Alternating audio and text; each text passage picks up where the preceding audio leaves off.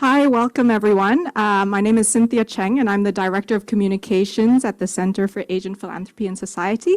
Welcome, we're delighted to have you here with us today to join us for the first of our series of Family Impact Through Legacy events for the rest of this year. So today we'll be focusing on the very important topic of early childhood education. And before we begin, I'd just like to extend some special thanks to the Tanoto Foundation for their incredible ongoing support, and also thanks to the Academy for Wealth Legacy as our family office training and development partner, and to Teach for Hong Kong for sharing this event with the education community in Hong Kong. So without further ado, I'd like to pass on to Dr. Ruth Shapiro, who is the co-founder and chief executive at CAPS.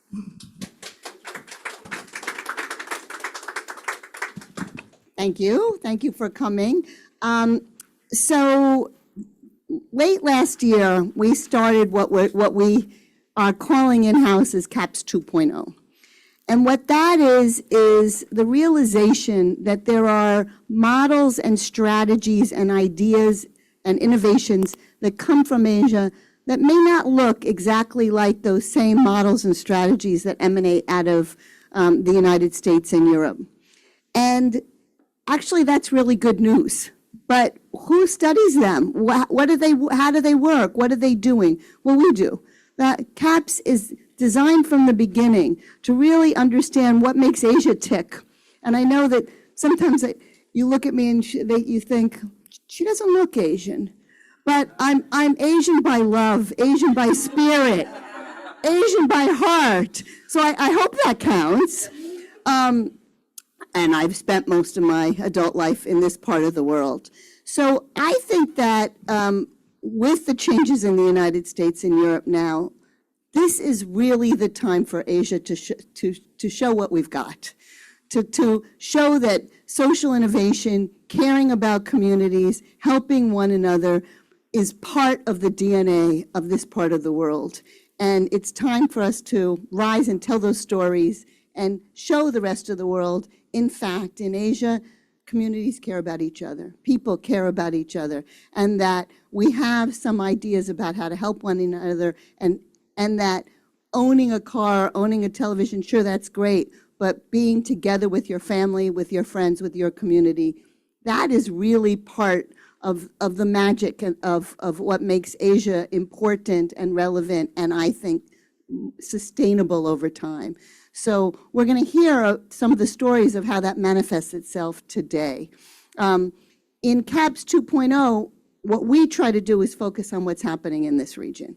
And that's why all of our speakers today are from the region, and our examples are from the region, because that's what we want. That's the story we want to tell.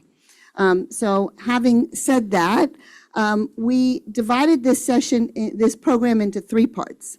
The first part is going to be Dr. Nirmala, who will be introduced by my colleague Cynthia, who's going to tell us that our parents probably didn't help us enough, and that's why we can't think as fast as we need to, because brain development happens at a very young age.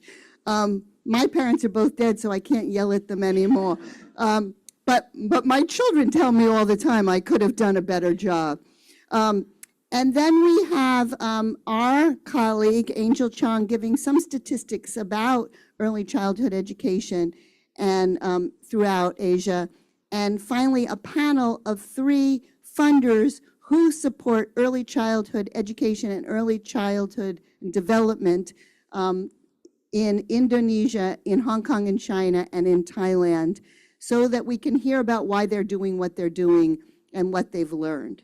So hopefully at the end of this, you'll feel like you learned a lot, that this is a really important topic, and you'll be able to drink the glass of wine that we have afterwards with new friends and new colleagues and new hope for the future. Thank you.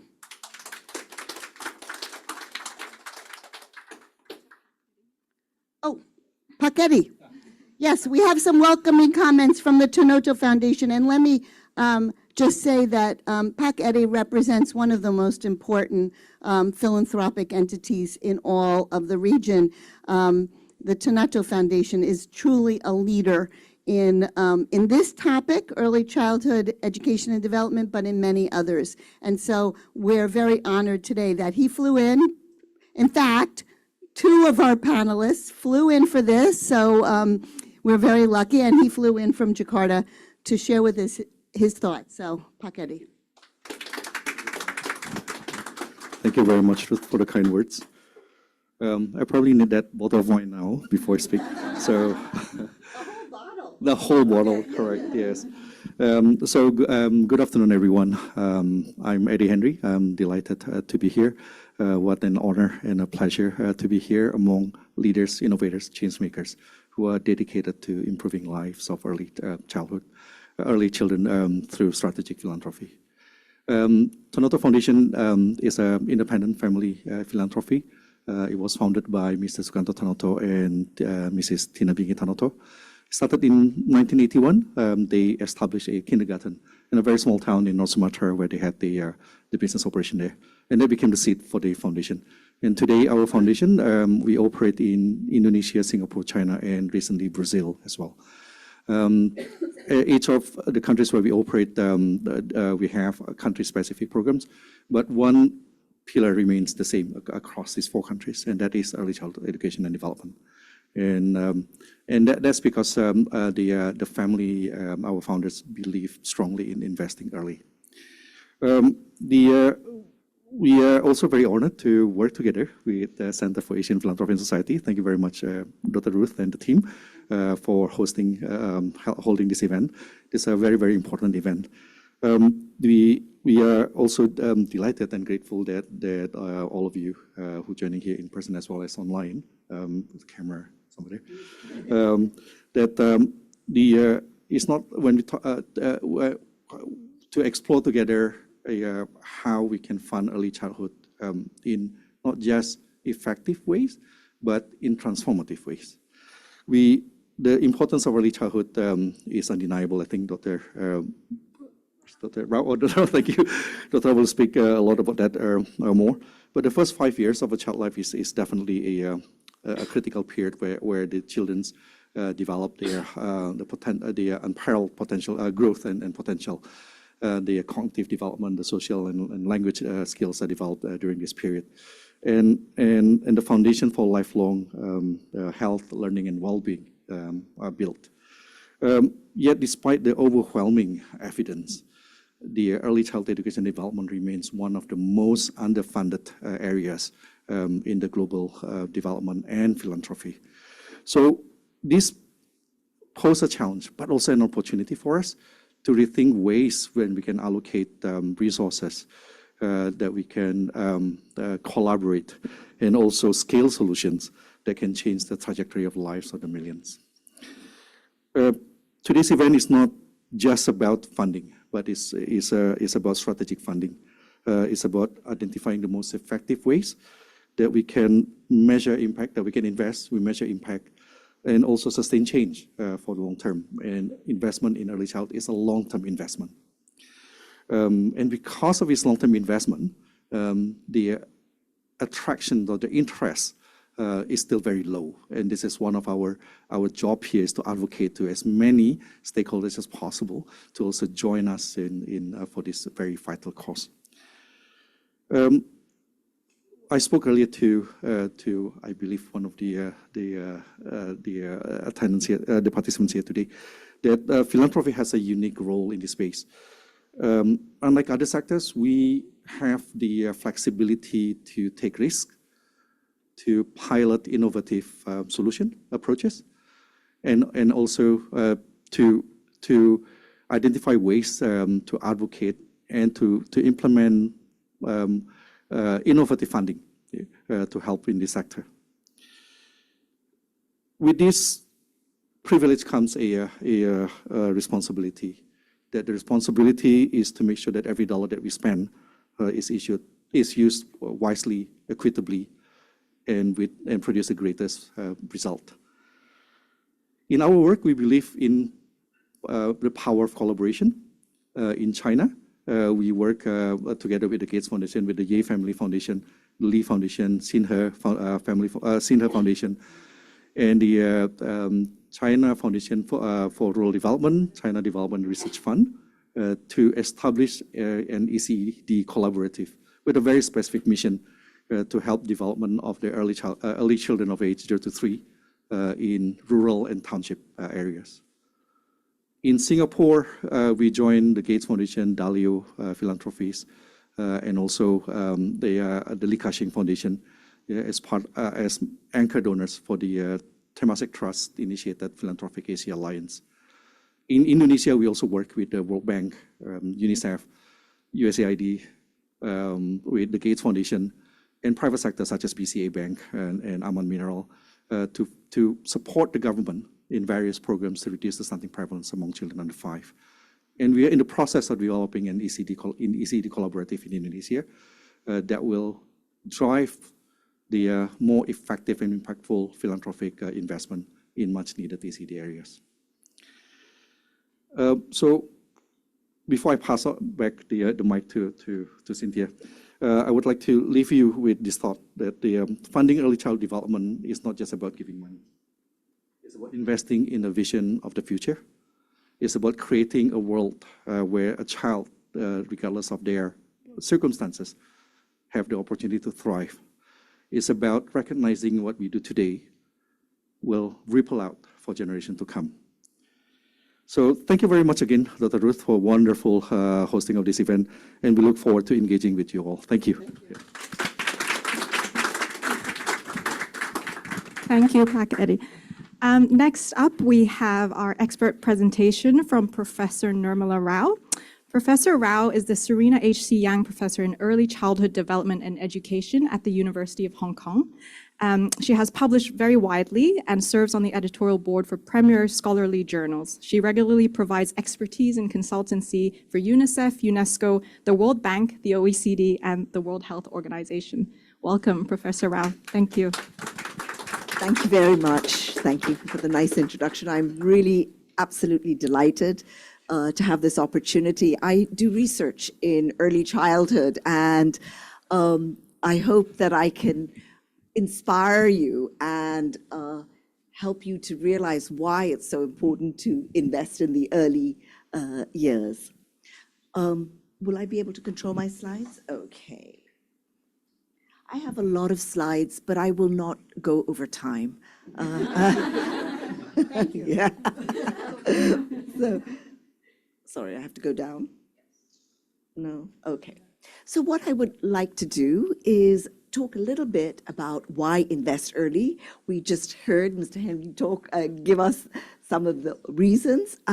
Then I will talk about where we should invest, followed by some noteworthy practices and policies, mainly from Asia.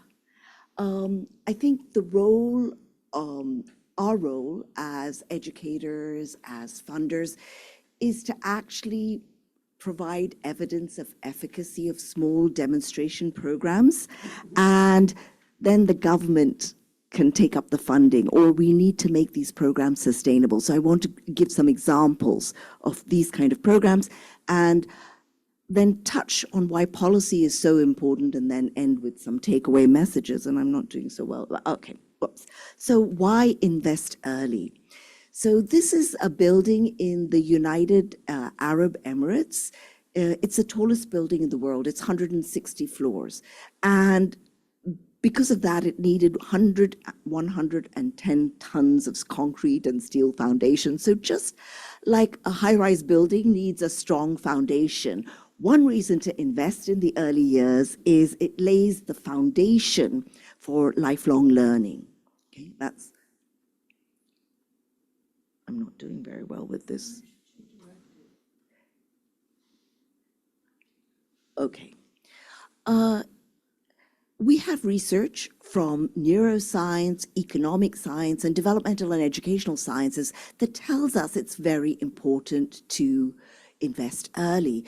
These three strands of research have really provided compelling reasons. In addition, we have arguments from children's rights and social justice perspective. So let me start with the figure on your left. Okay, so Dr. Ruth already explained that the brain development in the early years is very rapid. That between the age from birth to 5 is the period that the development is most rapid. And our brain development is affected by the social environment, okay? Our experiences are written into the brain. Now, this diagram, a very famous diagram, shows the synaptic connections, okay? And at birth, you can see there are very few synapses, okay, neuronal connections. The early childhood period is a period that we call an exuberant period, right? Lots and lots of connections are being made at a very rapid rate. But the brain works in a use it or lose it way. If we do not nurture these connections, they get lost. So can you see the brain of a 14-year-old? There are fewer synaptic connections. We have a process, don't need to go on all the technical details, but in the early childhood period, there's something called synaptic pruning. If we don't use these connections, we lose them. And what we know is that relationships are very important. And then I will come back to parenting in a minute. Okay.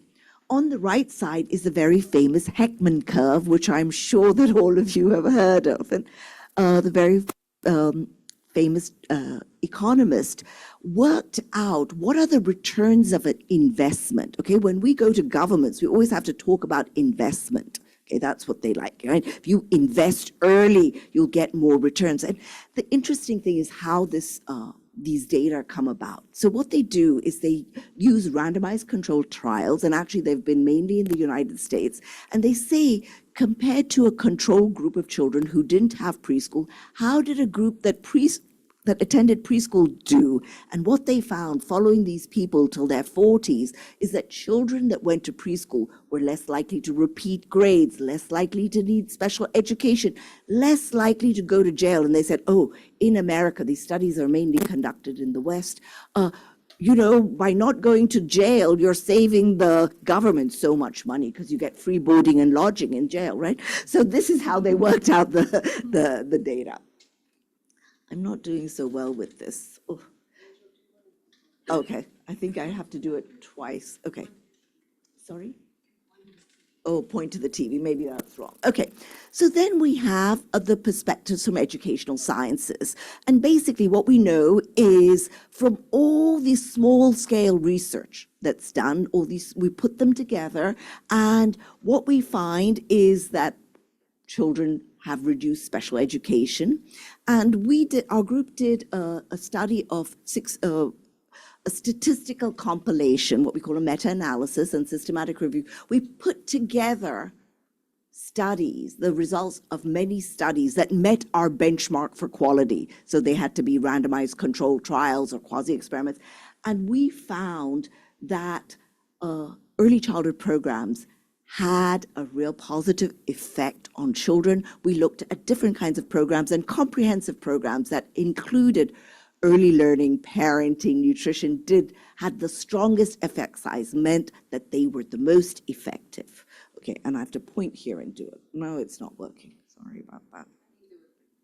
Oh, sorry, I want to go back. Oh, sorry. Okay. Maybe I give, yeah, maybe, okay. So we just had the latest Lancet series, came out last week, actually in November, but we had some. And what they found is that children who, between 2 and 5, who had very good early childhood experiences were almost 2 years ahead of their peers. Okay, next slide, please. Thank you. Okay, this graph is really important. I'm going to take a minute to explain it because I'm going to come back to this topic again and again. These data are from the United States, and we use these data, this kind of data, which I'll show you from Asia as well, very much to promote investment. And this is from this is from a nationally representative sample in the United States. And it looks at school readiness. This looks at reading skills, but the same is true of numeracy skills. And what we find is that children from the most wealthy families have the highest reading skills. And there is a gradient relationship. That means the lowest families in the lowest quintile of wealth have children who are the most behind on school readiness, okay? So I'm going to come back to this idea. So why, this is one of the reasons we provide early childhood education and care, to get rid of these socio-economic gradients, okay? Next slide, please. Okay, sorry. Okay, so I'm going to also take a minute to explain this one. Okay, UNICEF does a study called the Multiple Indicators Cluster Survey, nationally representative data.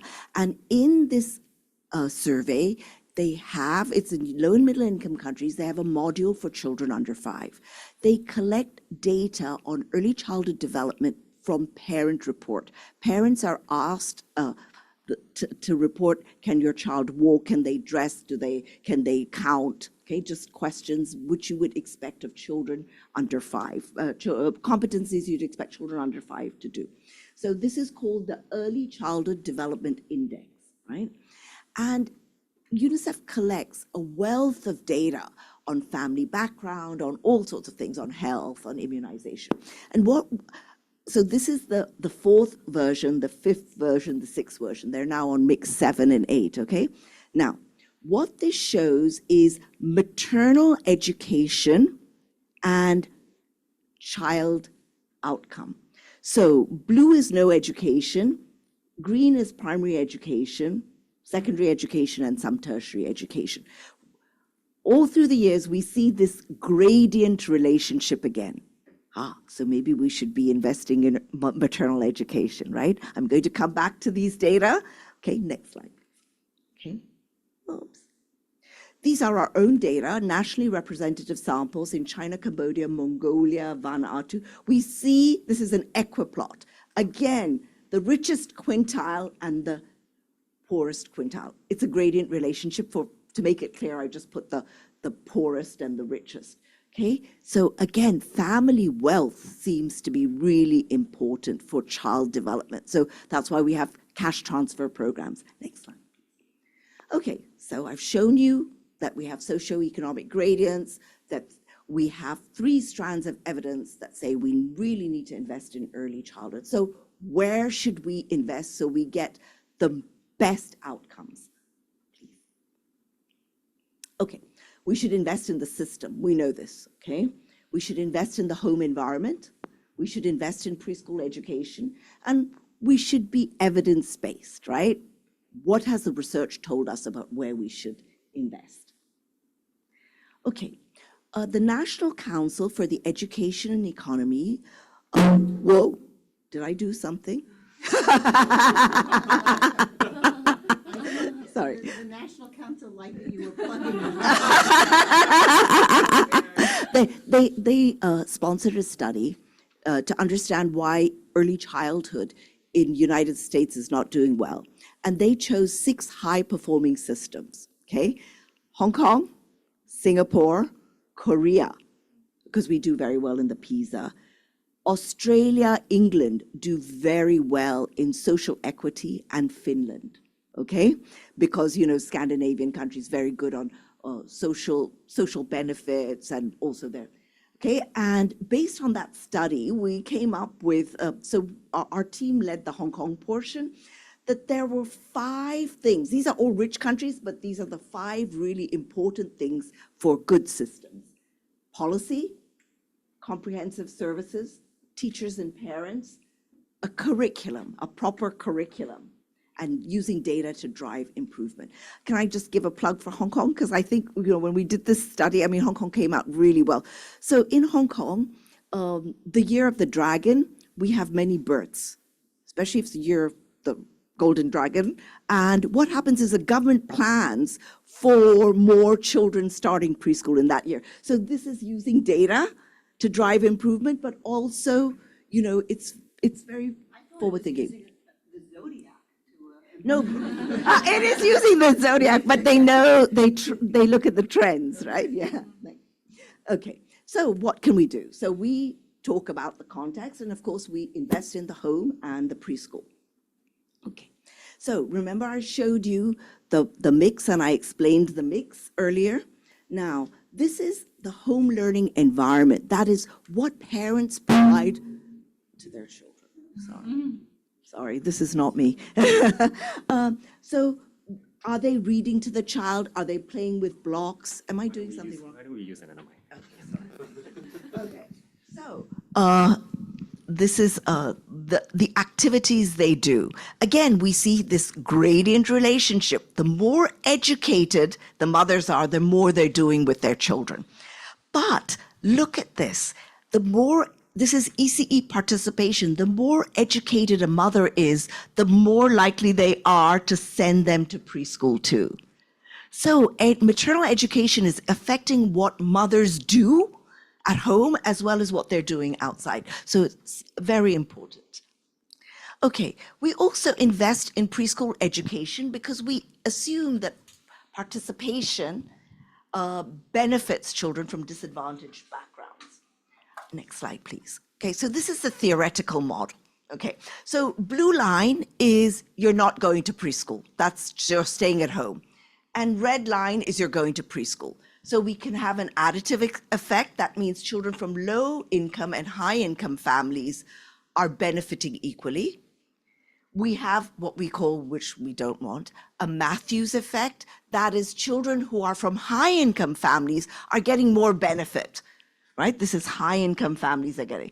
And this is what we want, a compensatory effect. So this is why people invest in early childhood. This is the idea behind Head Start, behind Sure Start, behind ICDS in India. We want the compensatory thing. We don't want those socioeconomic gradients that I showed you that occur in even more equal societies. Next slide. Okay. Just quickly, these data, because it's really easy to see. This is from a study that we did in Cambodia a long time ago. Now, we actually followed the children through preschool, and then our collaborators went and saw whether the children were at the right grade in grade 3. So in Cambodia, they have 3 different kinds of programs. A state preschool, which is very good, community preschool, home-based programs, control group.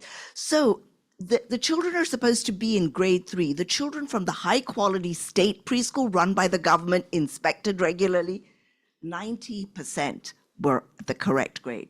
Children who didn't go to preschool were more likely to be 50% were only in the right grade for their age. So it's not showing that not only access, but quality matters. Okay, I just want you to look at the blue lines. Okay, these are data from our own work. This is based on many countries in this region. So the blue line, the solid line, shows language and literacy skills of children who went to preschool. And the dotted blue line at the bottom shows children who did not attend preschool. And as you see, the gap increases. So this shows actually language, cognitive development and socio-emotional development. But just all I want to illustrate is the gap, the deficit increases with age. Next. Okay. Many of you will be familiar with the PISA, the Program of International Student Achievement, that tests children, nationally representative samples at 15 years old. And in the PISA questionnaire, they have a question, did you attend preschool, for the parents, right? So what we see is a U-shaped relationship. I would just, this is China, but this is not full China. It's Beijing, Shanghai, Jiangsu, and Chiang. Okay, it's not a representative sample. But anyway, this is 0 preschool, 1 year, 2 years. Okay, so this actually seems very high, but there are very few people who had no preschool in China. So it's not a weighted mean, but just you can see. So what you see is as children, this is science, math schools, as children attend more preschool, they do better at age 15. So there's a dose achievement relationship. But in different countries, it's different. In China, it's 4 years. In Italy, it's 3 years. In New Zealand, it's 2 years. Okay, it comes down. You may ask why? Why? Because they didn't do well, right? They had to repeat preschool, so they're maybe slow learners. And as I said, it's not weighted mean, so the sample may be little. So they're diminishing returns. If you go more than 4 years, it's not going to help you. Okay. Next slide, please. Okay. Okay, can we skip this? Yeah, okay. Just want to show some data on Hong Kong. Now, Hong Kong, as you know, has a very high Gini coefficient. It's actually a very unequal society, but the government does very well with government preschools, what we say are part of our kindergarten scheme. Okay, and these are data from a small scale study that showed children in kindergarten 1, 3-year-old, 4-year-olds, 5-year-olds. We always want to close what we call the achievement gap. And actually, Hong Kong's doing really well. If we look at the PISA, we're one of the most equal societies. Doesn't matter where you go to secondary school. Even if you go in an outlying island, your secondary school teacher will be qualified. Your secondary school teacher, your school will have certain facilities, which is not the case in other low and middle income countries. We use parental education here, again, as a proxy for family wealth. And we see, again, the gap is closing from K1 to K3, which is really wonderful. Okay, these are data from the latest Lancet series, and this Adela is the International Development Education, Learning Assessment, okay? These are data from 20,000 children, convenient sample. Unlike the mix, which is nationally representative, or the DHS data, these are just convenient sample, whoever. And what they found is if you have no early learning care, you're doing the worst. If you have some ECCE, you're doing better. If you have ECCE and learning materials, you're doing even better. And the best are who have early learning in the center, home environments that are supportive and stimulation. It's wonderful, right? Okay, next slide. Okay, we have to be concerned that 57% of children, according to of 10-year-olds, can in low and middle income countries cannot read and understand a short passage of age-appropriate material. This is what the World Bank has said, and that is why there's so much interest in investing in early childhood. Okay, so this is from the latest Lancet series on the next 1,000 days. Okay, what our community says is everybody knows the first 1,000 days are important. We need to give importance to the next 1,000 days, which is 2 to 5. And basically, I just want, this is just a slide from them. Basically, we have to give attention to children who have disabilities. Children, we should have multi-sectorial programs, and we need to build on interventions in the first 1,000 days. Next slide, please. Okay, I want to come a little bit close to home and talk a little bit about children who are vulnerable, who may have some special learning needs, not that they have, and this is children who are left behind in China. So we know, say there are about 60 million children under 6, and a large proportion of them are affected by migration. That's about 20 million children, 30 million, I just worked out the figures this morning, which is more than the population of some countries, right? So basically, 40%, these are data from the China Family Panel Studies Nationally Representative Sample. 40% of children live with both parents in rural areas or in urban areas. All these children are affected by migration. And what we find is that children who move to urban areas are better off, okay? Because urban areas have more facilities, but they're more likely to be enrolled in preschool. However, the migrant children are not doing as well as what we call the urban natives. Okay, so the Lancet has done 3 series on early childhood development. The first one was in 2011. The next one was in 2016, which I was quite involved with, and the latest one has just come out. And that's fine. This is the last series. In fact, these are the slides that we presented at a CDRL meeting. They talked about interventions. Next slide, please. Okay, so you don't need to see all the details. You will get the slides if you want, but what I want to say is it took a life cycle approach. So when we're talking about early childhood, we have to start with adolescence, right? Adolescent girls. And right? And then pregnancy, what do you do? Make sure that they go, what we say is have 4 prenatal, antenatal visits, have skilled attendants at birth. Then we give them all these things at the neonatal period, make sure they have early learning environments that are stimulating. Next slide. So basically, we came up with three main things. We have to have a family support package, nurturing care package. You've all heard of nurturing care, and we should have an early learning and protection package. Thank you. Next slide. So I'm going to give some examples of interventions. This is from the latest Lancet series. Basically, parent education works, okay? We really need adults create the environment for children. We need to support parents. Cash transfers help, okay, because they get rid of poverty. So when parents have money, they have less stress, right, to buy food, they have more food security, that really helps. And nutrition interventions have a small but positive effect. Next slide, please. Okay, the series just told us that based on all the analysis of all the research studies, that the next 1,000 days is very significant. We need to build on what we've done earlier, and really providing they did one whole paper on costing, and it said providing 1 year of ECE to all children costs less than 1% of GDP. Okay, so again, what the key message from the Lancet was invest in young children. Next slide, please. Okay, so now I have 5 minutes. I'm very good. I'm very quick.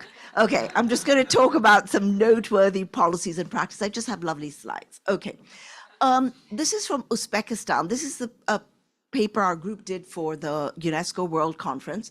We selected some programs from different parts of the world, which we thought should be scaled up. So Uzbekistan is where we had the conference, was very interesting because they have rural, remote areas with no preschools. So they did preschools on wheels. So the teachers would go in the bus and provide services in remote areas. Next slide, please. In Vietnam, in rural areas, they had very high rates of maternal and child mortality and very high rates of stunting. So what they did is they used a mobile integrated early childhood development program, and they used AI to collect data. Monitoring is the first step to improvement, right? So they focused on using data to drive improvement. Next slide, please.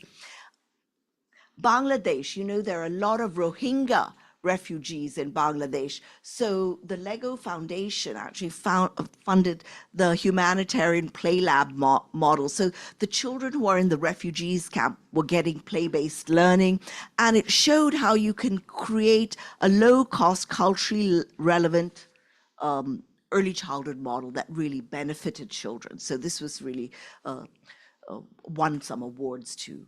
I wanted, maybe I'm biased because I work in a faculty of education, but I just do want to put a plug for teachers. Teachers is the most important in early childhood. And in China, it's so big that we really need, when we expanded early childhood, we need to expand the workforce. So the Chinese government had a free teacher education program to attract more people into the workforce. Yeah. So this is the model actually that we put forward. Okay, so you need to strengthen the early childhood workforce by attracting the right people, preparing them properly, and this means including practical training element, supporting them, right? Supporting them through professional development, and retaining them by providing them good working conditions. So this was, next slide, please. So this is really important. So my last point relates to policy, and policy is really important. I think you all know about the SDGs, and we had a win with early childhood because we had early childhood included in the Sustainable Development Goals. Next slide, please. Okay, so what I want to illustrate is the diversity in the world. This is the net enrollment rate for 3 to 6 year olds all over the world. You see, it's 50% across the world, but it's really low in sub-Saharan Africa. And you can see the gradients that I was talking about. Low income is very low. Sub-Saharan Africa brings everyone down. The reason this is lower than the previous years are COVID, okay? In high income countries, up to 90%. Next slide, please. So the SDG requires us to have 1 year of pre-primary education. SDG is for all countries, rich and poor. You can see what 72%, but this is low. It's come down because of COVID. But again, we are not doing too badly in Asia, but Africa is really lagging in providing the 1 year. Okay, this is success story. In 2010, China, for the first time, included early childhood in the national laws. And look at the orange line, gross enrollment. We're almost up to 90%. But the thing that China did correctly was it also built the schools, the infrastructure, right? The first thing they did was the infrastructure. So can you see the number of kindergartens? Also, I just told you about the teachers, right? They started planning the teachers, training the teachers. I want to show you this slide because it's very interesting. So it shows the relationship between gross enrollment ratio in pre-primary education for 3 to 4 year olds and inequity. The concentration index is an index of inequity, okay, of equity actually. So as enrollment, this is again nationally representative data from 30 countries. As more and more children go to preschool, there's more equity. That means, how do we look at equity? We're looking at children's outcomes. And then this is, I'll just talk about Laos, okay? Red is preschool enrollment. As preschool enrollment goes up, equity is going up. Inequity is going down, right? So it's good. So Asia's doing really well. What we want is red to go up and blue to go down, okay? Okay. Dr. Ruth, I told you I'll finish on time. Okay, so basically the foundation, the scientific evidence is very clear. We need to invest in the early years. Early years are learning years, and there's a lot, children are not achieving their full developmental potential. Science tells us where to invest, but we have to translate the evidence, right? And we need to have strong political will. And we really need to make sure that our decisions are grounded in science and guided by compassion. Next slide, please. So I love this slide. This is the reality, okay? Children with educated mothers are getting the most, right? Then we give everyone equal. We still have. Then equity is based on the needs. We have now moved to an inclusion, right? This is our trend, right? Next slide, please. So what we really need to do is we need to nurture children's bodies,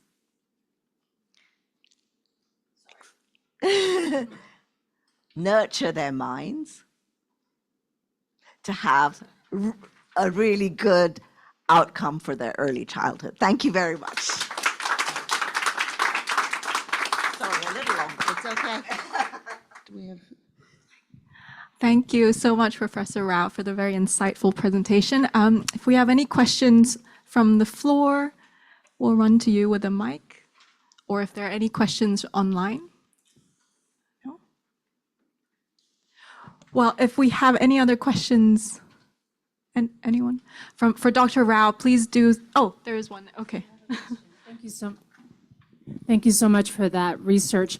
I just have a question around stress in early childhood education years, and some of, especially in conflict zones, low-income communities, but also in general in a very stressful city like Hong Kong.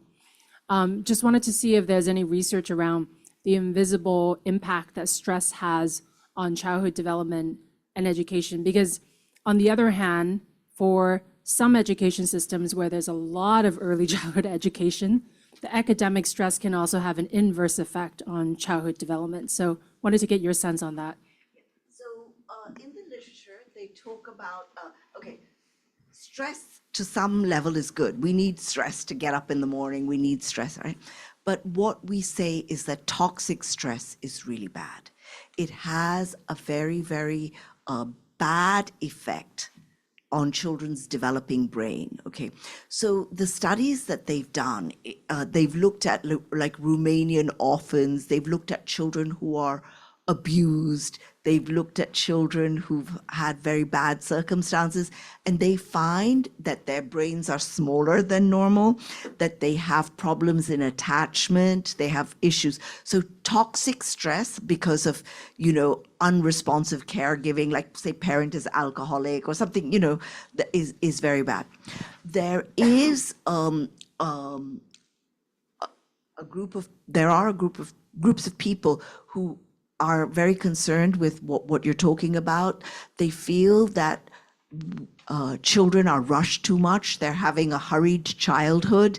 Parents are pushing them from activity to activity, what we call the overscheduled child. And what the developmental psychologists are saying, there's no evidence like this, but they say that this is not good for children. What we really want is we want children who are well regulated, they have good executive function, and that children learn best through play, and they sometimes a little bit of benign neglect is okay, like letting children play on their own, so don't overschedule. So I haven't seen brain studies on that, but people are saying that there's a very famous book saying Einstein didn't use flashcards, it's written by a developmental psychologist, why children should play more. So there is absolutely in the developmental community a concern about overscheduled children, etc. I have a question. So back in the day when I was getting my doctorate, we looked at family, the kind of how nurturing a family was by how many books there were in the house. It was a proxy for how much stimulus the children got. And we now know that many people don't have any books, not because they're not reading, but because they're on their devices. Yeah. So I just wonder, what in the shortest amount of time, because I know this is a big topic, but the impact of being on devices, because you go all the time to restaurants, kids are set up with a computer in front of them, on brain development. I wonder if you could just touch on that. My understanding, people are very concerned with what you've said, and people have written about it. My understanding is people say that we're not wired to do this, and they admonish parents for letting their children be on these devices all the time.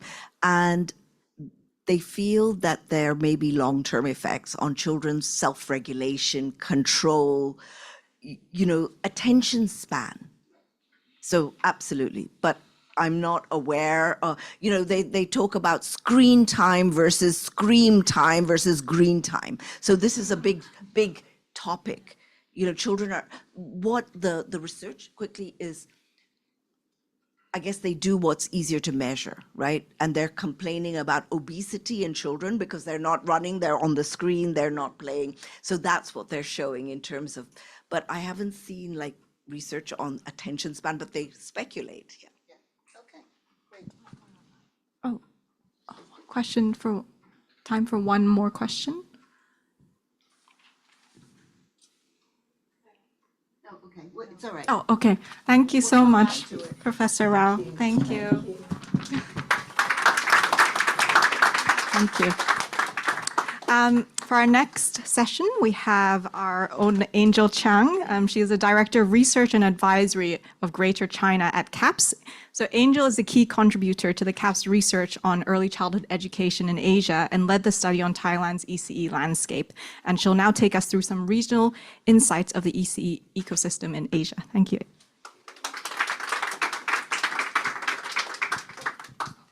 Okay, thank you. Thank you, Cynthia. And Good afternoon, everyone. I'm Angel, and I'm very happy to be here. Thank you for joining us. Today, I'll be providing a regional look at ECE in Asia, which, for the purpose of the study, we define as we focus on the education aspect. So we won't cover nutrition in this presentation, but it may be touched upon in the later funders roundtable. So back to the study. So we did this study last year on Thailand's ECE landscape, where we flew over and visited 12 ECE initiatives across the country in Bangkok and Chiang Mai, where we learned a great deal about how the ECE system works in Thailand and what are the needs and gaps. So with that as our foundational knowledge, and the rising interest, like all of you in this room, on this topic, we expanded the scope to 7 other economies in Asia, and today I'll be sharing some of the key findings with you. Okay, so here are an overview of some key demographics across the region. So in the first row, you will see the target population for the study, which is children aged 0 to 6. The population in each of the economy covered. And the second row is the existing number of ECE facilities, which consists of public and private options. And if we look at them together, we can get the facility to child ratio if all the target population were to enroll in some sort of ECE programs. And you can see that it has a wide spectrum where Thailand has the best coverage here with at 1 facility per 85 children. But if you look at Vietnam, that number goes up to 675 children per facility, which likely means strained resources, and many kids ended up not going to, not receiving ECE. And the third role is the enrollment rates, which everyone would think first when they talk about ECE. But I should add that the data source varies. Before we dive in, the data source vary, and at CAPS, we know that data availability in our sector is a long-standing problem, but at CAPS in our research, we try to either come up to create our own data through interviews and surveys, or to find the most reliable source. And so this is what we found, but it's meant to provide a broader picture, but not for direct comparison, since they're from different sources and timeframes are different, and some fits our definition of children aged 0 to 6, but some are 2 to 5, some are 3 to 5. So just to provide an overview. And if we look at the numbers, actually Singapore, China, and the Philippines are looking pretty well. However, in a minute, I'll share our 5 key findings where there are significant gaps and disparities in each of these economies. In terms of policy and financing, ECE is not mandatory in most of the economies, except for the Philippines, where since 2016, they are mandating 1 year of preschool for children age 5. So that is great. And in 4 of the economies, Philippines, Thailand, Malaysia, and Vietnam offers free public school. And Vietnam is really new to the list, since they're starting to offer free tuition for children age 5 starting this year. And another positive sign is that all of the listed economies provide some form of ECE subsidies to encourage participation, so it's either providing aids for the families or to support ECE providers for them to lower the tuition costs in order to enhance affordability. And most of the economies, except for one, has embedded ECE as one of their national priorities in the national development plans, which shows a strong intent, which is very important. But when it comes to public funding, we can see that it ranges from Philippines to Vietnam is the highest, I think, here, but all of which are way below the OECD countries' average of 0.9%. And if we compare to global leaders in this area like Norway and Iceland, they invest 2% of their GDP in early education. Okay, so now on to our 5 key findings, and the first one is policy implementation gap. So across Asia, we're seeing governments setting ambitious goals in ECE, which is a great sign, a strong intent. However, in practice, we're seeing that translating these policies, these plans into reality often proves challenging. So here are two examples. In Indonesia, their initial target was for have 80% of children received quality ECE by 2019. However, they had only been able to achieve 63% by 2019, and that of that 63% who entered ECE, half of them, more than half, attended centers with unknown or unverified quality standards. This means that even though this number of children are in some sort of ECE institutions, but it could mean that they're in daycare centers rather than quality ECE as the policy intended to. In Malaysia, the plan in the education blueprint was to have all of their preschool teachers to have at least a diploma by 2020. However, 2 years after that, still half of the preschool teachers don't have that, and that number is high, is around 73% for private preschool teachers, which is very concerning because in Malaysia, the enrollment rate for ECE is actually driven by private ECE providers, which I'll get to it in a minute. Wait, so this is not the single case for these two economies. This trend stretches across the region, and one evidence would be, remember, can I go back? Remember in the previous table, we see that most of these economies have embedded EC in national development plans, but gaps still persist, and that's just one evidence to show the policy implementation gap is common across the region. Our next finding is about access. So in the Philippines, there are three things to this. First is the age. So the data shows that if we look at specific age groups, the enrollment rates drops dramatically. For age 3 to 4s, the number drops from the 90% national average to 20%. And the number drops to a single digit for the youngest group. And location also matters, where the regional rates ranges from 5% to 40%. And income adds another layer where they have a clear advantage, 54% versus 39% of their low-income families' counterparts.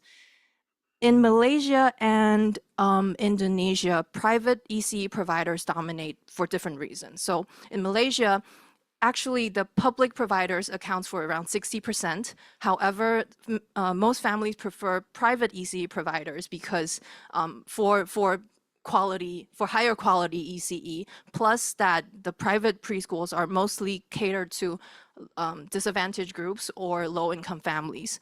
And so the enrollment rates are actually driven by private providers.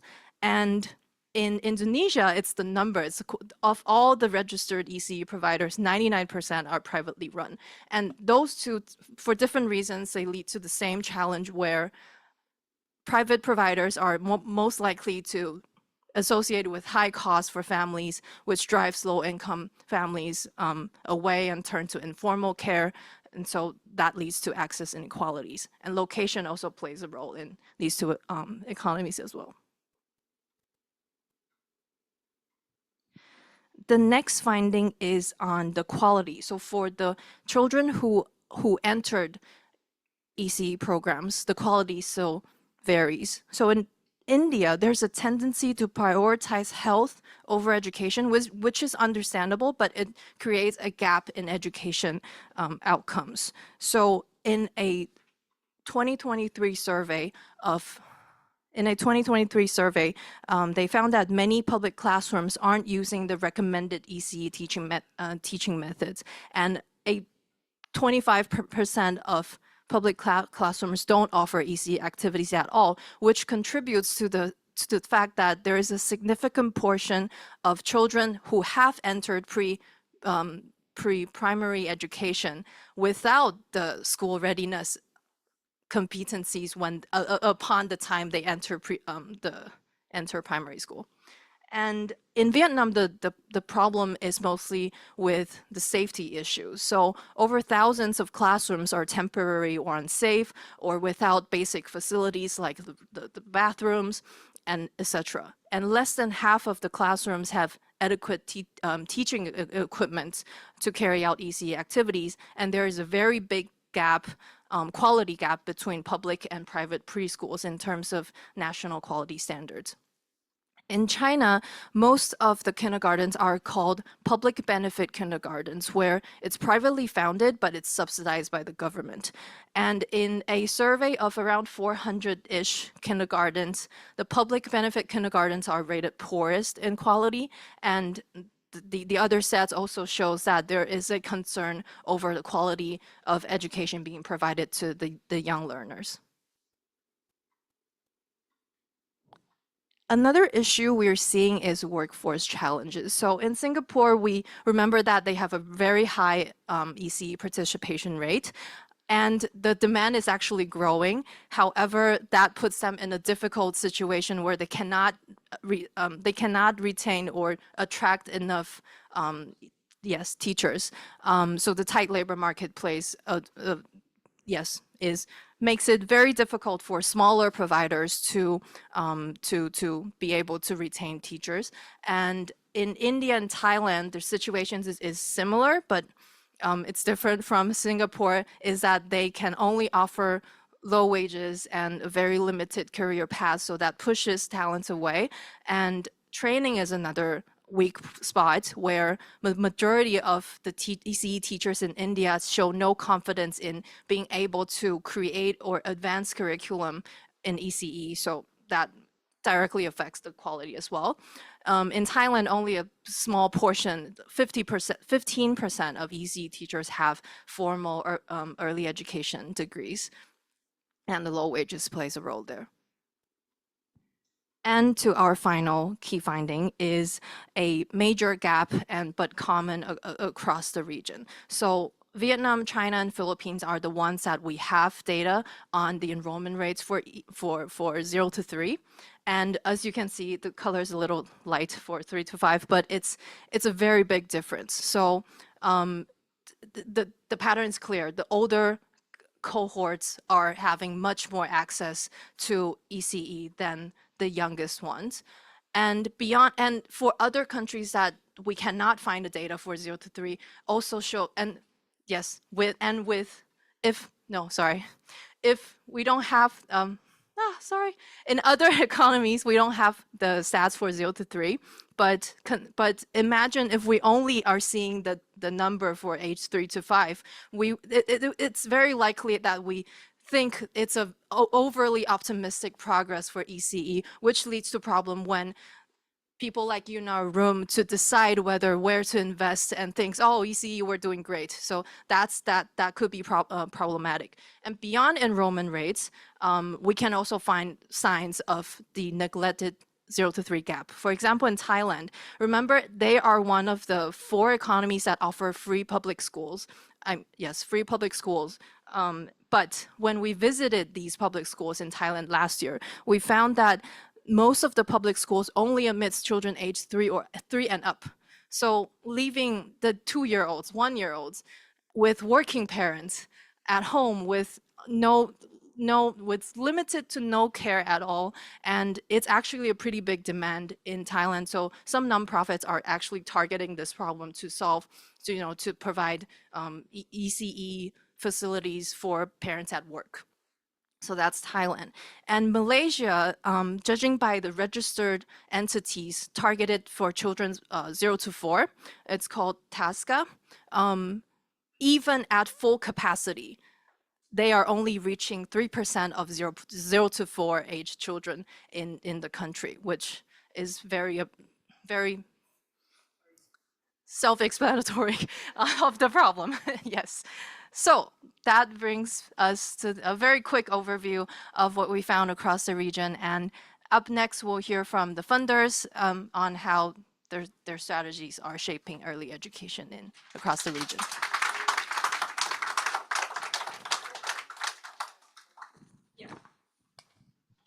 You actually, that the slide where the pictures. Okay, so Kun Prae, Kenny, Eddy, please come up and try to situate yourself on one of these chairs. Yeah, it's. No. But grab the microphone behind you. Okay, so I think that we are very lucky to have three of the preeminent funders. You know, the flow here is why early childhood education is so important for brain development, for building a talented workforce, for just people development, what the gaps are, and then we can see very clearly how we can help, what the role is for philanthropy. So I am joined first by Eddy, who you heard is the head of policy and advocacy at the Tanoto Foundation Indonesia. He's been working in ECED since 2019, and I'm going to have them explain one of the kind of discussion points within this sector is early childhood education focuses on school and learning. Many people involved in this also bring in D, which really brings in nutrition, because unless you're getting the right nutrition, your brain does not develop, and that is called stunting, which is a big problem throughout Asia still. So we'll talk about that.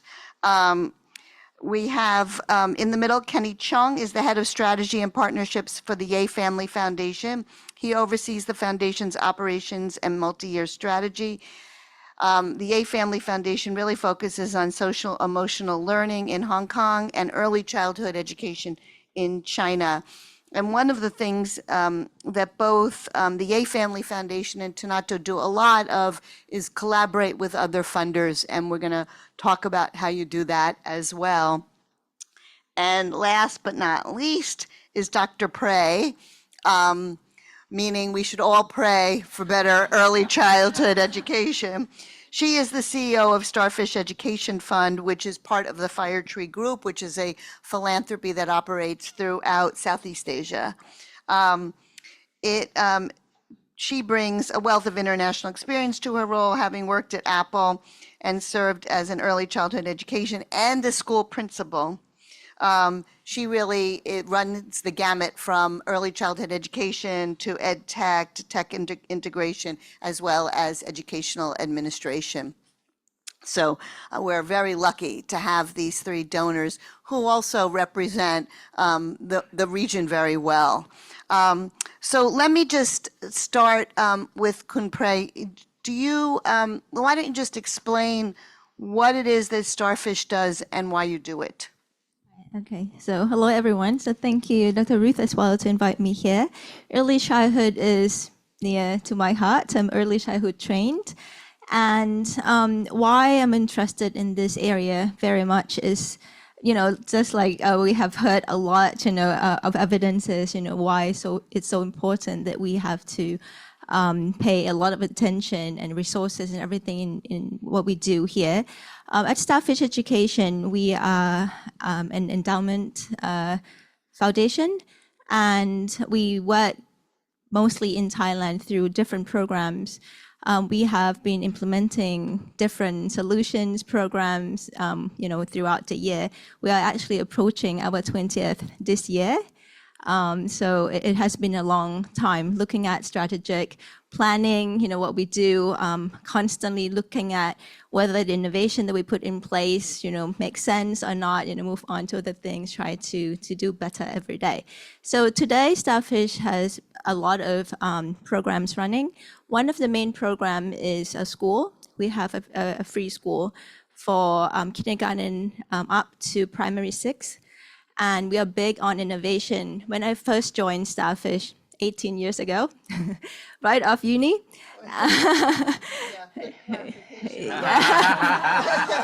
Now you all start counting, right?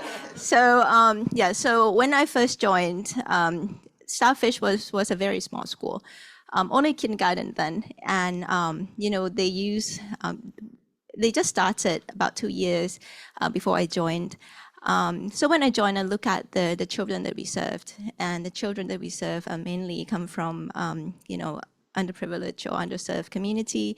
A lot of them didn't speak Thai, and I knew that, the sort of like the learning and teaching that the national curriculum didn't really make sense to them.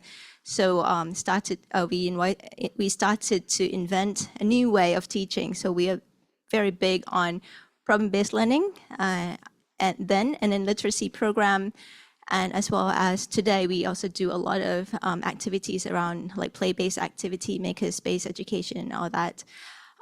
Looking at like what we do is always thinking about how do we make a difference, right, in students' learning. Then when we look at the students' learning, we cannot stop only at students' learning. We have to look at the family circumstances. If they come hungry, then obviously they cannot learn. So a lot of what we do is looking at the children and what they need, and we try to provide, what they need in terms of like the basic care, as well as, the learning that makes sense to them, and we're trying to do more with their families as well. Today we do a lot of professional development for the teachers, based on our school. We do a lot of sort of like the PD work with other schools in Thailand. Today, we have been doing training PD for more than 400 schools in Thailand through our school network. So it's been quite a significant move in what we do. We also have an online learning platform, which is quite significant, sort of like part of the work that we do. So we do a lot of teacher training on the platform. Today, we have around 400,000 users on the platform, and about 70% are teachers. And then we also have students and also parents. So we are very mindful of how we actually work with the parents who are, parents, if they have some sort of like access to online learning platform, they may not come from the poorest families, right? So now we're really looking at ways like how do we actually work with, our parents in a different kind of setting. So we did different programs like learning boxes. We work with the families, very similar to like the Education on Wheel that started during COVID time. We went to villages with the learning boxes, working with the parents. What is a learning box? Learning box is because we, one of the things that we do is the makerspace. Makerspace is something, it's play-based, it's easy to understand more than project-based learning, because I think project-based, it's sort of like part of project-based learning, but project-based learning required a lot more understanding of how to implement it. Makerspace can be very small, can be very transactional if it has to be, so that's a good start for everyone. So in the learning box, we put everything that one would need to start an activity at home.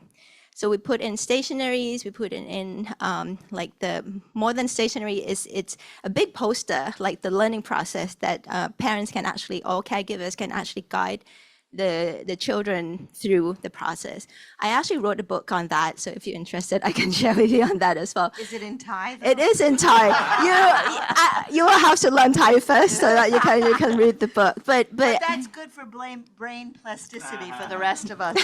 We have to learn Thai and then read that book. Yes. Okay. So that's our initiative and how to reach, our parents in a difficult setting. Sometimes, it's just so like a table where you can just do something with your children, or like a table on a tree or something. So we try to be very critical of what we do and what we offer, and just want to make sure that we invest in early childhood, but then how we do it. I think as philanthropists, you really have to think hard about what you do and share the learning and try to be very critical on the work that you do. Great. Thank you so much. Kenny, your turn. Hi, my name is Kenny. I work with the Yay Family Philanthropy, and we are probably the youngest foundation up here. We were founded in about 2012, and I joined 10 years ago. So our first foray into early childhood was actually a trip that we made into Sichuan about 2016. And in the kindergartens there, the teachers were very grateful to have any kind of curriculum, because there wasn't really anything at the time. So they were making do with what resources they had. At the time, our focus in China, where our main work is in Hong Kong and China, we were working with Teach for China quite a bit. And it wasn't until a few years later when we ran a portfolio of programs in Western China in Shanxi province that we really started investing in early childhood. So this was off the back of one of our research partners who is from Stanford's REAP program, Rural Education Action Program. And they realized that after decades of research into rural Chinese outcomes and trying to address the inequality of outcomes between urban and rural, that actually there was a lot of dropouts in middle school that couldn't be explained by all these other factors. And then when they went back to the Heckman curve and talked to Professor Heckman and realized actually it was early childhood that was causing the lack of cognitive development by age 3. And then so therefore, unwittingly, our partners went from economists to become early childhood practitioners. And so we started investing in this, and there had been a number of programs already worked on, a curriculum had been developed. We used a similar curriculum as Tanoto in a different part of the country, and we're hoping to facilitate some policy change at the national level on this. So our foundation then went through a strategic review process in 2019-2020, where we ended up with social emotional learning as our core focus in Hong Kong and early childhood, which is 0 to 6 in China. So with a focus on systemic change as well, as opposed to more of our programs focus that we had before. Okay. So if I can keep going a little bit. Please. A little bit of definitions. So ECE, I think for the most part, most of us would know about this as kindergarten, right? So that would explain why there's a lot more enrollment at that level. And then ECD, 0 to 3, is really like pre-kindergarten. And so that, you'll see some of the figures that have been put up. The coverage is really quite good in a lot of countries, but at the really early age, where mostly it's the parents who are focusing on interacting with their kids, there's less institutional structure being provided. Can you just explain, Kenny? So daycare and ECE are not the same thing, and yet play, and we're going to talk more about play. Play is important, and play can happen in daycare. So what are the kind of key differentials for you in between a daycare situation and a thriving educational experience? Great question, Ruth. So, Well, that's because I come from the same school as Heckman and Roselle, and your benefactor. So if I could categorize it, in kindergarten, there's structured curriculum with teachers, and one of the programs that we fund in China is a free play kindergarten model that came out of a county called Anji. And daycare is really for, let's say, earlier ages, 0 to 3 perhaps, or there's some overlap, where it's more the parents drop the kids off and they're taken care of. And there is play, but it's not real, it's too unstructured, if I may say so. Whereas the early childhood development programs that we were focusing on is actually a lot of parenting intervention. So it's actually teaching the parents and the grandparents of left behind children how to interact with their kids in the way that may be common sense for us. So reading and singing and all that. So that would help to stimulate them properly so that they can have better IQ and more productiveness over the course of their life. Great. Thank you. Eddy. Great.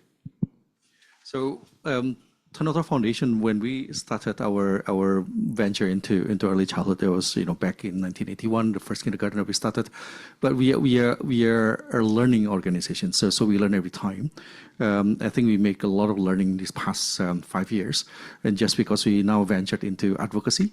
So in the past, our mandate is to set up models, piloting, just try it out, do charitable work by serving the community in underprivileged areas. But we learned that initiative is not sustainable. And we learned for the past 5 years is no matter how much we put into the system, it's minuscule compared to what the government can do. And in fact, we should always work with the government because at the end of the day, our aim is to get for our pilot to be adopted by the government to be implemented at scale. So in addition to the funding availability from the government, but also Dr. Rao talked about this policy, important of policy matters. I think you said, and that also is part of our core activity now. We used to do more implementing organization. When you're not shifting, 60% is more operating and 40% on advocacy and being catalyst. And part of that is tend to advocate to the government to ensure that that number one, the policy exists. Number two, it is effective. So it is important for us to ensure that in our even the early design of intervention is to bring in the government to co-create together with them. So in different countries we have different programs depending on the need, the gaps. In Brazil, for example, much had been done on 0 to 3 by Maria Cecilia Fundação, Porticus, Van Leer. But the gap is at 3 to 6, trying to continue, that learning process to preschools. In China, it's about helping the families in rural areas, where because of the urbanization that you explained earlier, Angel, is the grandparents are the primary caregivers, and they may not understand or have enough awareness about how to raise the children in today's world. And so our intervention then is setting up this parenting and early stimulation center, but geared towards the grandparents in rural area. So we have 125 centers now that we aim to expand it to 500 centers across the country. In Indonesia, the most pressing issue is about nutrition and health for young children. So and at the same time, when we wanted to start our program there, World Bank came and started this investing in nutrition in early years by providing the $400 million loan, and now they extended to the second phase to another additional $600 million loan. So we took it as an opportunity with Gates Foundation as what is the role of foundation as a catalyst here. So together with Gates Foundation, we and the Gates and the World Bank, we set up this multi-donor trust fund, and that fund is used to leverage the different capitals that can be put into addressing the stunting issues. And great progress have been made in nutrition and health. But again, the Lancet study is the second 1,000 days is become a big issue. In Indonesia, the nutrition and health is always is the responsibility of Ministry of Health, and is in a way it's more structured. Yeah, so all the way to village level, the Ministry of Health have some programs. And that is the when you talk about access, is the most affordable, accessible service that parents could have. Quality is obviously another issue, but we're trying to see, is there a possibility to advocate to integrate early stimulation, which is important to build the foundation at early age, as part of the primary health services. So in fact, tomorrow we are signing a agreement with the Ministry of Health to pilot the program to integrate this at the primary healthcare service providers that's owned by the government as well. So we talk about this early stimulation, which is very, very important, and the health services at village level is usually given once a month. And is definitely insufficient because children grow, on weekly basis. So with Shanxi Normal University, we established a weekly curriculum almost, a play-based curriculum, identifying we curate what exactly the development areas that need to be developed in certain for that age for that week. and what kind of equipments that needed, what kind of toys that's appropriate to stimulate the children. So this has become a basis of our program in China, which we call the HOPE program, and also in Indonesia as well. So again, is our role is now to that we work in order to build the ecosystem, ensuring that different stakeholders, different components, different actors also play their part. And I think it's very important. I think Dr. Rao, talk about so many elements of that ecosystem. That's including teacher training, for example. Yeah? In Indonesia, teachers for early childhood are not only poorly paid, but even they are not qualified actually to train. Many of them do not have the undergraduate or bachelor's degree to teach. So upstream wise, we work with universities and academics to ensure they also produce qualified, certified early child teachers. Data is very important as well. I think getting the existing, having to sure that data exists, number one, and even they exist, are they reliable? And Angel just showed. I wonder whether any of you catch the disparity of data. 2019, the enrollment rate is 63%. 2023, 36%. That's not possible, right? But we understand that data is political, and depending on the governments, and the data can be used for various agenda. So we work with many of advocacy groups as well, including UNICEF, trying to develop a data in measurement instrument for number one that is internationally recognized. So we work with UNICEF to translate and adopt a CREDI tool, a measurement tool for 0 to 3, and also the MICS ECDI for 3 to 5 years old, the measurement instrument. And that becomes the basis for us to also report the country's achievement for the SDG. We also work a lot on advocacy. We talk about many of what the discussion today have been focused more on the supply side, but we should not forget about the demand side. Even the facilities are there. Parents may not send their children to enroll in the services. So they may say, I was fine. I was raised. I did not go to preschools. Why should my children go to preschools? So a lot of public advocacy and awareness that also needs to be part of that ecosystem that we need to address. So we work with not only the media, mass media, but also work below the line with the source of information where parents would trust. So we work with religious leaders, community leaders. We work with village midwives, where how they, so we did a lot of study and fund this research to understand in different localities, different socio-demographics, where do they get the trustworthy information from, and utilize that actors as actors to convey the right messages. Eddy, I just want to pick up on that because I think we've talked about it. Obviously, if both parents are working, they have an incentive to put their kid in some kind of, ECE or better than a daycare facility. So do you see that in cities where it's more likely for both parents to work, that it's easier to make the argument why you should send your kids to school, or like what's the economics behind it? No, that's a very good question. We also learned that in a hard way, that we set up these parenting stimulation centers available, accessible for free, but the attendance rate was low.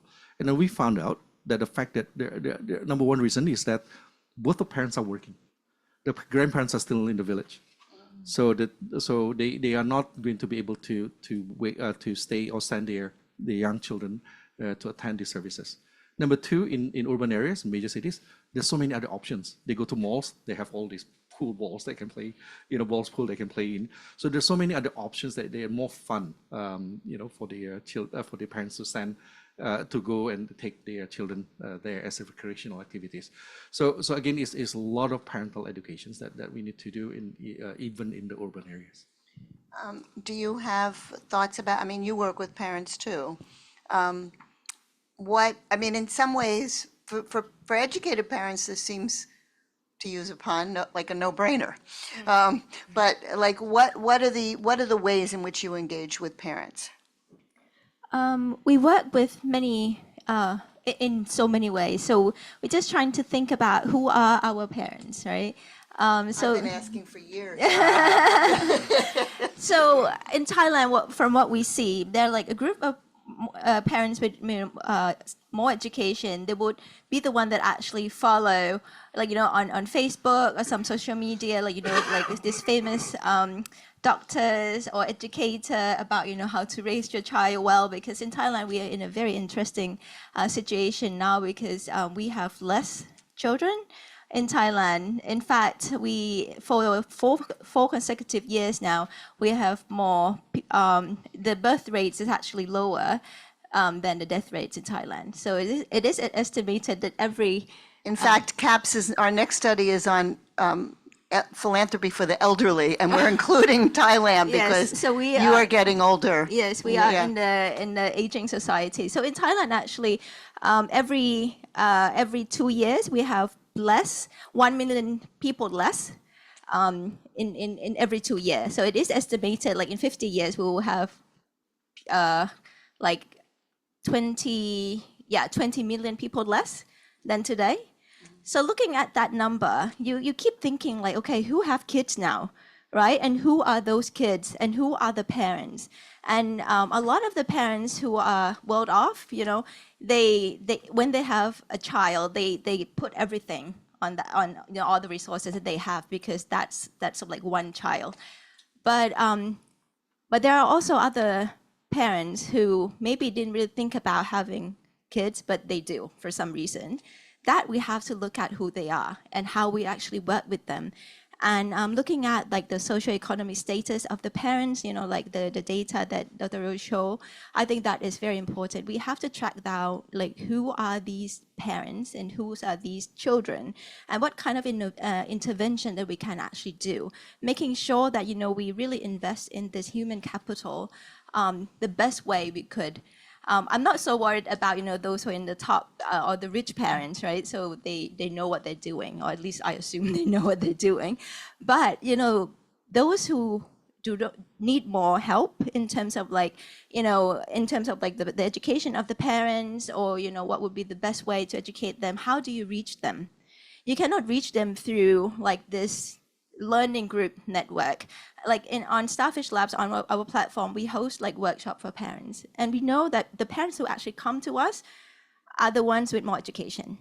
So, but it's still good to have this kind of engagement, have this social influence, on the bigger picture. So that's what we do. We do work with the policymakers. We want to make sure that we still influence and advocate this topic, with the general public. But then we really have to go and find, those parents who need, our help the most, and they're not very easy. So we are on TikTok, right? So we really need to reach them. It's okay. not my choice, but I was really hesitant. I was like, you know what? I'm not doing this. But then now we all have to look at her TikTok. Yeah. but that's, you have to go where the parents are. Right? If that's where they get the information, maybe like, like the community leader, TikTokers are somewhat community leaders for some communities, right? So, or any kind of social media. So for you to be able to influence and to reach out to these parents, you have to do whatever it takes, right? And the content that you give to them, you cannot go and show all the research and all of that. Maybe you can take one bit of the research and try to explain to them what it means in a very 30 seconds time, right? So this is how we try to reach our parents, and through social media, through public awareness events. But at the same time, we also work with our community leaders, trying to go into different communities, especially like for us around the school that we are working with the community. That's where we go. So I think that we just have to be very creative to find these parents and to work with them. Kenny, are you on TikTok? No, it's not Not yet. allowed in Hong Kong, so. Oh, that's right. Okay. So you're spared from that. Okay, but what are the strategies that you guys are using to connect with families and parents? Sure. So maybe I'll just point to one in China and an emerging one in Hong Kong. Okay. So in addition to parenting centers, which is really a focus on grandparents to the extent that the children are left behind children, we actually went even further back and did a program for maternal health so that you reach the mother when she's 6 months pregnant, and then you can actually have a weekly or monthly visit from a locally trained community health worker, who's a lady from the village, who'll come visit you. And then instead of having a full curriculum delivered to you, it's actually been digitized and it's delivered as a micro curriculum. So the community health worker comes to your village, or comes to your house rather, asks you some questions, and based on the answers that you give, the app will give her the curriculum for the day. So it'll be focused on whether it's breastfeeding or your own nutrition, or like how to interact with the child in the early months before the age of 6 months, before it intersects with the curriculum that comes 36 to 36 months. So the earlier you get to interact with the parents and kind of start switching that mindset, the earlier you can get more, demand and like mindset change so that they can understand, oh, this is needed, or maybe I want more parenting. So can you tell how sticky that app is, or are moms checking it every day, several times a day? Like, the app is actually for the community health worker. Okay. So they'll come in with the app on an iPad, they'll use it to schedule, and then they'll use it to spit out this micro curriculum that they'll teach to the mom. One of the interesting outcomes from that, which was a surprise in this remote control trial, was that actually the maternal mental health is under addressed, right? So postpartum and in general, the maternal mental health of moms around that time, from 6 months pregnant to when the baby is 6 months old. In Hong Kong, we've actually started to work with parents further and further earlier in the learning stage as well, because we were hoping to increase more sort of social, emotional awareness and learning in really all of society, but the learners, students, and the teachers and the parents around them. So the motivation to learn when you're a young parent or a new parent is very high. So we did a pilot program recently where we're working again with pregnant moms and their partners, the dads, all the way up to 3 years old. So in this case, not TikTok, but Facebook advertising really got these really eager, motivated parents from all over Hong Kong to come and learn about not the stuff that we teach in China, but more the social emotional side, right? Like how a child learns, attachment styles, parenting styles, and also addressing critically the bond between husband and wife in their new role, so that make sure that their relationship is strong as the child grows. yeah, that's great. It's so rare that you hear positive news about Facebook these days. So it's good to hear. Social media can be good also.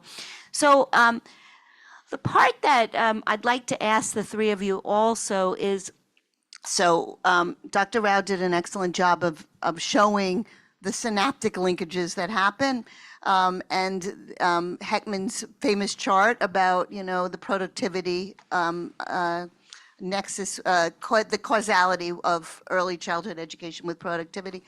And we also saw that governments are increasingly wanting to put these policies into their 5-year plans or their education plan.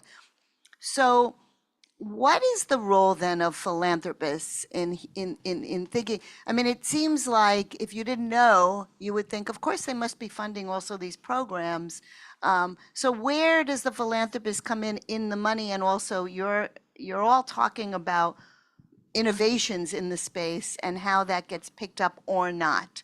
So what's your what do you have to say about just getting government to see what the opportunity set is and then picking it up? Sure. Yeah. I think the 5 areas that a philanthropic organization can Off the top of your head. on top of my Wow. Okay. Go ahead. number one, I think is research and study. I think the available research that we basically use in this region is based on research that has been done in different world, in the Western world, mostly U.S., like Paris study, the Brazilian, Jamaican study, whatnot. But in Asia, the research is lacking. So we need so funding research, working with academics community to do the research is important. And we understand research study RCT quasi is expensive. So many of the smaller body. Can you just explain what RCT is Oh, to sorry. anyone who may not know? Yeah, so randomized controlled trial is a type of research. I think Dr. Rao probably has so much can speak. But RCT is a type of research where you compare, different intervention and then with one group as a control. And then you want to compare the impact after a certain period of time or for a certain intervention that you can sort of control. So you can compare those that received the intervention with those that didn't. Correct. Right. Yes. So you can really see the differential. Correct. Yeah. In early childhood, it's a little bit tricky because there's ethical issues it needs to be addressed as well. Because if you want to provide a certain intervention, then you cannot deny a certain population of children to have the same service. So usually the RCT should be done on different community with similar demography. So quasi is very similar to RCT, except the difference is you don't randomize the population that you want to compare. There. So yeah, but there's so many other new sciences coming up with the ways that you measure the impact in a controlled environment. For example, the more qualitative assessment now being very popular. More significant change, for example, is one of the methodology as well. So so that's one research. Number two is about the advocacy part.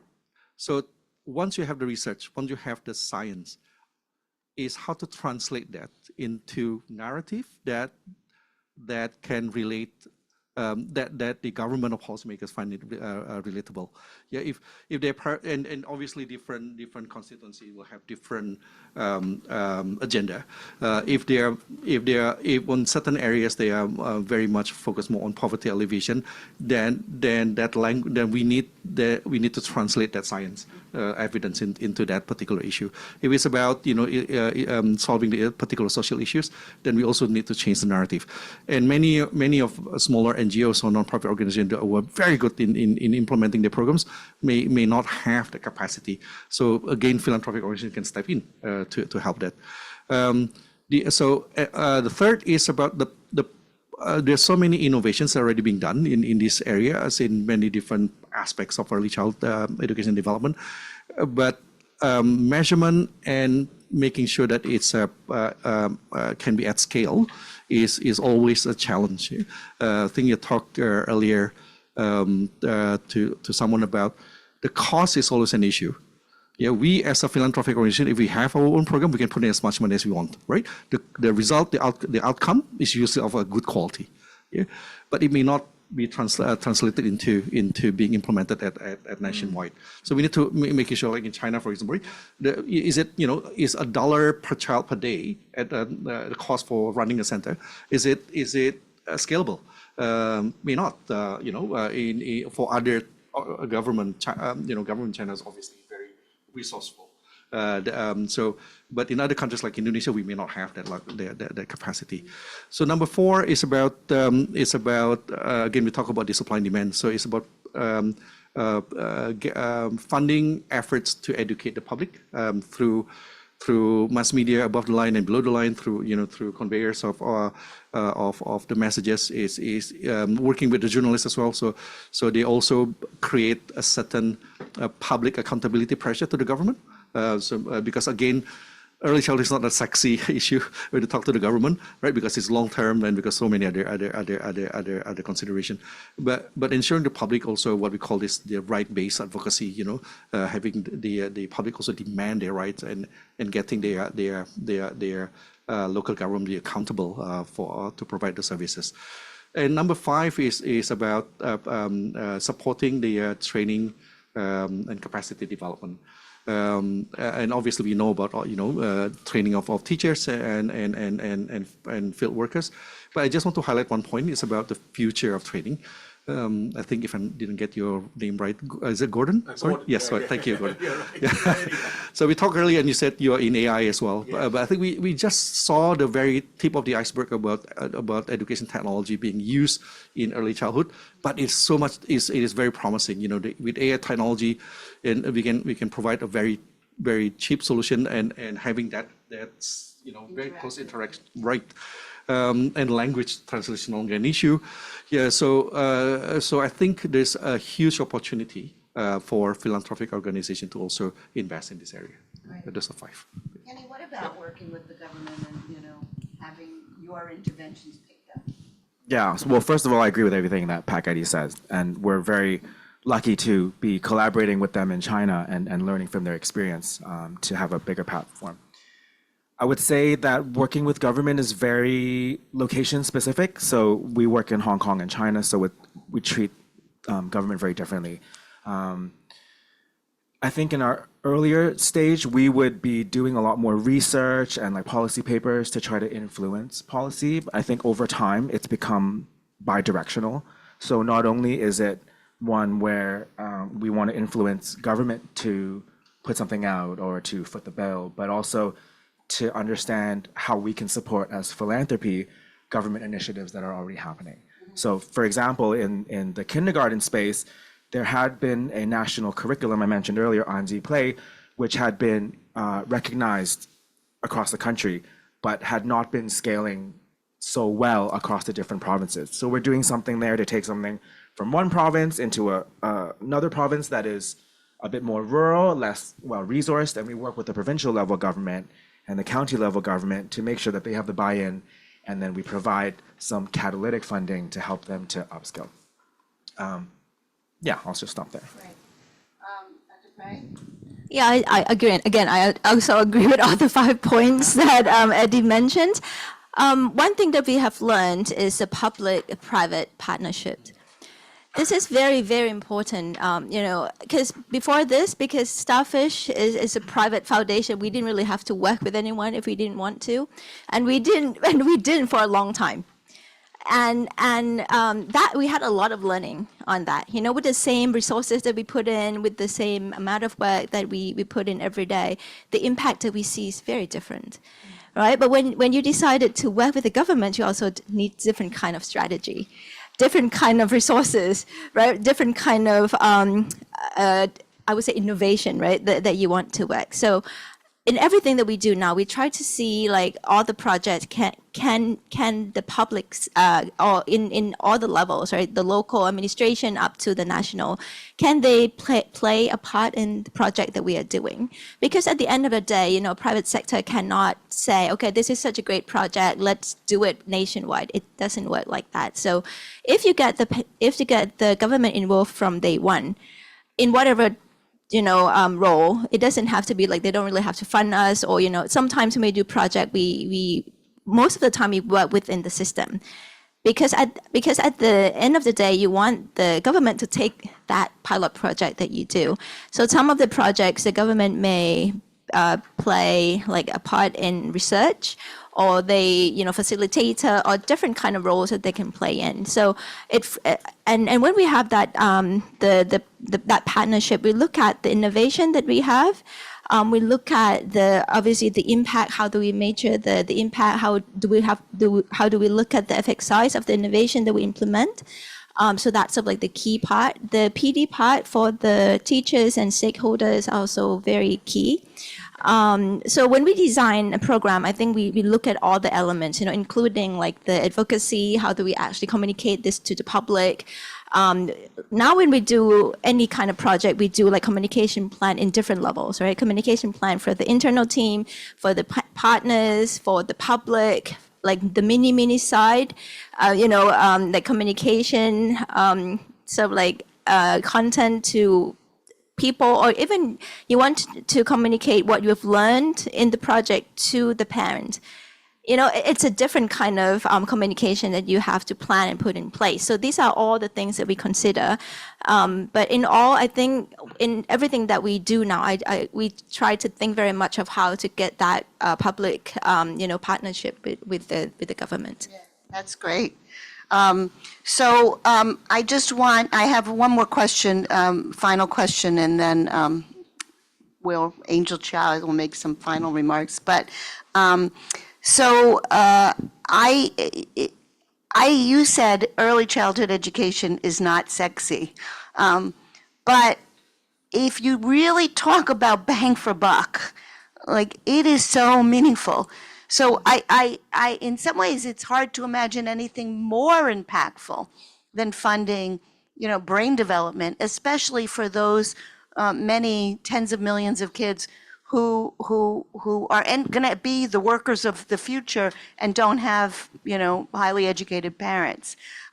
So I think that everyone here and online is probably thinking, maybe I should fund early childhood education. I don't agree that it's not sexy. But my question is, so to people who haven't funded it yet, you guys have just explained very impressive, comprehensive, detail-oriented programs that sound terrific, but maybe a little bit intimidating to somebody who just wants to get into this. So what's your advice for someone who says, a family office or a new philanthropist, about what would be the first steps in thinking about funding early childhood education? Dr. Prae? Yeah, I think this is the first step, right? So thank you so much for hosting this. Really, everyone who decided to be in this room, online and on-site, I think this is a great first step, just to see sort of what's out there, right? The landscape that we see, in Asia and what has been done. A lot of the things that we do here, I don't think we have to reinvent everything. So there's a lot of, there's a lot of work that's been done in the region to learn about what's going on and, to have a good network. I think this is a great start. And then if you're interested in funding the programs, maybe, need to choose in which country or which area that you are interested in, because I think the context of different countries is very, very different. So that depends very much on where you're based and what you're interested, in different area. But in terms of the innovation or the intervention that you can do, I think that is something that you can learn and maybe can learn and adapt in the area or in the area that you want to do. I still think this early childhood, whether it's 0 to 6 or 3 to 6, in different countries there are different gaps, and the governments also play very strong role, right, in shaping all of this. So I think just to get familiar with the country, this landscape that you want to work in. And when you think about Asia, don't think that everywhere is the same. It's very diverse. And just to be able to start somewhere in the country, I think there will be a lot of learning from there. Great, thank you. Kenny? I agree with everything Prae said. Definitely, there's a lot of literature out there. Professor Rao and CAPS has already provided a lot of good information.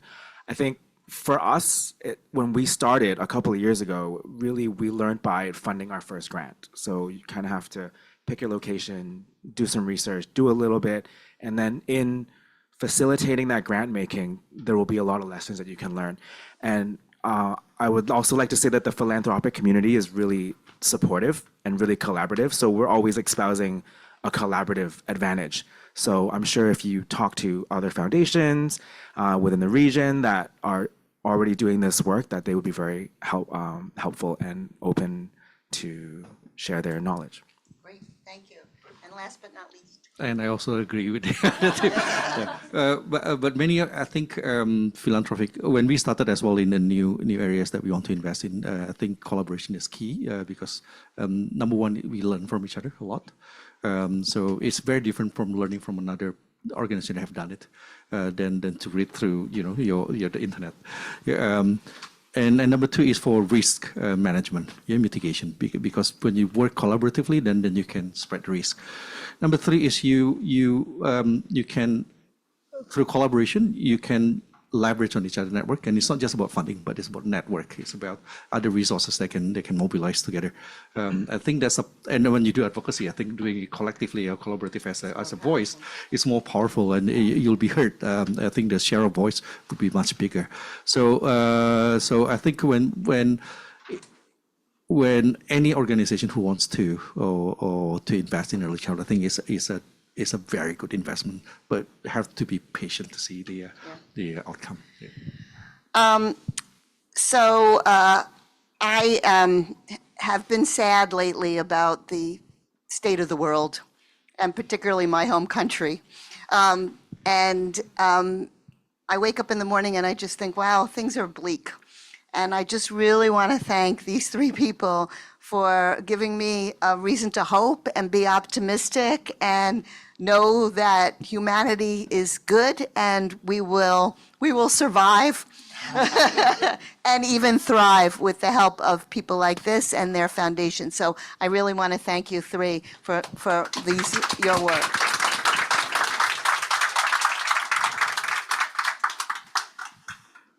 We got photos, right?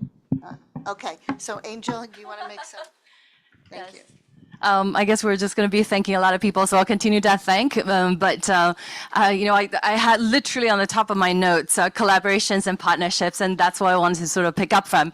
And this is sort of where I like to actually be able to not just thank CAPS and also specifically Ruth and the team, my fellow Angel name, and also I just realized that you're from Taiwan as well, lovely, and also and Prae, Kenny, Eddy, and also Professor Ra, to be able to really impart on all of us. And I am cognizant actually that we have in the room existing funders, charitable organizations that are actually implementers, but actually very importantly future funders. And this is actually where the Academy comes in, and we take proudly the name of Family Office Training Development Partner, for this series of conversations. And Angel, thank you. We could skip. Let's just park there. Part of the earlier conversation, we actually also talk about system, thinking about changing system, and also thinking about, working through different ecosystem partners. And I like to think that the Hong Kong government is actually trying to do something, in order to really invest into the overall system change and ecosystem building, in a sense that this is actually an initiative that is introduced from the Hong Kong government. It's called Impact Link. I hope that I do enough of my job to actually start delivering a very strong narrative around Impact Link for everybody. So Impact Link, as it's represented, it is really an ecosystem. It's a platform, but it allows for funders. It allows for international, really large, sophisticated funders like Gates Foundation, and hopefully Tanoto one day, to be a part of the system. It actually also allows for, I like to say, thriving funders, future funders, represented by any type of the family partners here, family office, family foundations, family now-gens and next-gens, to really come along this journey as well.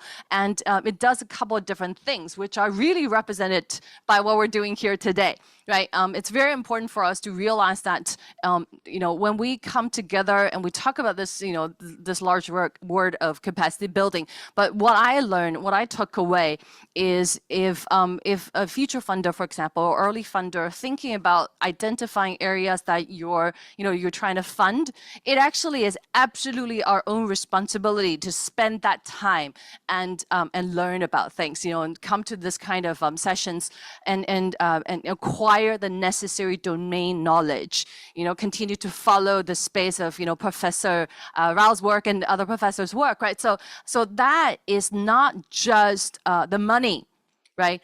Before you put that money out, there are other form of investments for next gens that could actually, start putting out, and it's very important. So we, through the Impact Link, we're actually also supporting and curating environment where we could actually do this kind of capacity building. It allows for the peers, and hopefully growing peers, different peers across different a journey, right? That have tried to do different programs along timeline to be able to actually come together and share experiences with each other.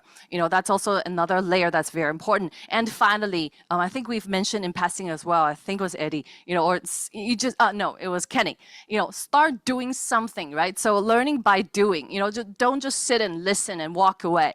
And this learning by doing, again, if you're not ready to actually put that money on the table, learn by doing, by, coming alongside, looking at projects together, or potentially even like offering your time, right? To work with other existing foundations or charitable foundations in your city. So these are the various a layer of activities that by using Impact Link to connect all the necessary ecosystem partners we'd like to be able to achieve. Where does government sit in this whole area? It's initiated by the government and is housed by Hong Kong Academy for Wealth Legacy, which is fully funded by the Hong Kong government. It is very important as a last message, I suppose, for me to be able to deliver that the mandate for the for AWL, for Academy, is to really be able to ignite and mobilize families. Not just here in Hong Kong, international families. And we're focusing on the now gens, we're focusing on the next gens. And it's very important for us to be able to actually really give them the tools and the support system, that they have to be a lot more effective in their impact. With that, thank you again. And I guess I'm sending everybody off to your wine. Oh, no. Is that? Yes, thank you, Angel. Thank you. Finally, thank you so much all for joining us today. We hope you found this to be an enriching experience.